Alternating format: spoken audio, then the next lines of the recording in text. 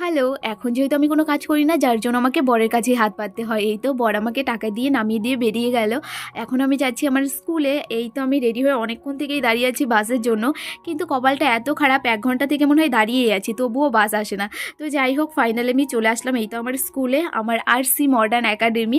এখানে আমি কাজ করি আর এখানে আমি বসে, বসে অনেকক্ষণ থেকেই বোর হচ্ছি, কারণ মিটিং শুরু হওয়ার কথা অনেকক্ষণ আগেই, কিন্তু এখনও শুরু হয়নি। ফাইনালি অনেকক্ষণ অপেক্ষা করার পর শুরু হলো। এখন আমি ভীষণ খুশি, কারণ অনেকক্ষণ থেকে আমি বোর হচ্ছিলাম বসে বসে।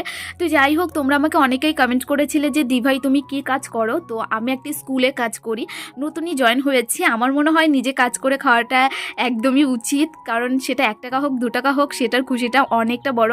আর যেহেতু আমি আগে থেকেই কাজ করি, তো এখন যদি হুট করে এরকম বসে থাকি একদমই ভালো লাগবে না। আর আমি তো আগে থেকেই এখানে জয়েন হয়েছি, তোমরা অনেকেই জানো। আজকে আমার স্কুলে গার্জিয়ান মিটিং ডাকা হয়েছিল, সেজন্যই আসা। তো যাই হোক, চলো আজকের ভিডিওটা এখানেই শেষ করছি। টাটা।